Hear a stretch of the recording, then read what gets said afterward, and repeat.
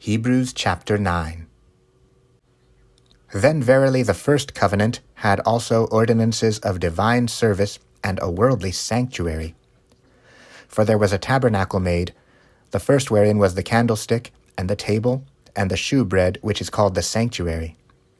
And after the second veil, the tabernacle which is called the holiest of all, which had the golden censer and the ark of the covenant overlaid round about with gold, wherein was the golden pot that had manna, and Aaron's rod that budded, and the tables of the covenant. And over it the cherubims of glory shadowing the mercy seat, of which we cannot now speak particularly. Now when these things were thus ordained, the priest went always into the first tabernacle, accomplishing the service of God. But into the second went the high priest alone once every year, not without blood, which he offered for himself and for the errors of the people. The Holy Ghost this signifying that the way into the holiest of all was not made manifest while as the first tabernacle was yet standing, which was a figure for the time then present, in which were offered both gifts and sacrifices that could not make him that did the service perfect, as pertaining to the conscience, which stood only in meats and drinks, and divers washings and carnal ordinances imposed on them until the time of Reformation. But Christ, being come an high priest of good things to come, by a greater and more perfect tabernacle, not made with hands, that is to say, not of this building, neither by the blood of goats and calves, but by his own blood, he entered in once into the holy place, having obtained eternal redemption for us.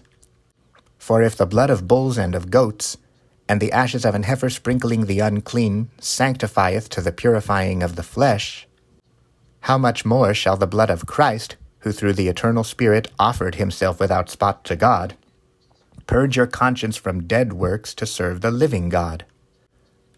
And for this cause he is the mediator of the New Testament, that by means of death, for the redemption of the transgressions that were under the first testament, they which are called might receive the promise of eternal inheritance. For where a testament is, there must also of necessity be the death of the testator. For a testament is a force after men are dead. Otherwise it is of no strength at all while the testator liveth. Whereupon neither the first testament was dedicated without blood. For when Moses had spoken every precept to all the people according to the law, he took the blood of calves and of goats with water and scarlet wool and hyssop, and sprinkled both the book and all the people, saying, This is the blood of the testament which God hath enjoined unto you. Moreover, he sprinkled with blood both the tabernacle and all the vessels of the ministry, and almost all things are by the law purged with blood, and without shedding of blood is no remission.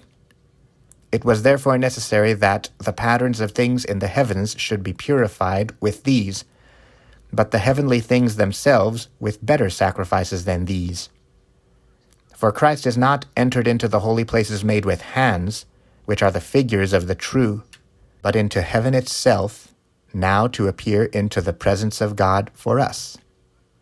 Nor yet that he should offer himself often, as the high priest entereth into the holy place every year with blood of others. For then must he often have suffered since the foundation of the world. But now, once in the end of the world, hath he appeared to put away sin by the sacrifice of himself. And as it is appointed unto men once to die, but after this the judgment, so Christ was once offered to bear the sins of many, and unto them that look for him shall he appear the second time without sin unto salvation.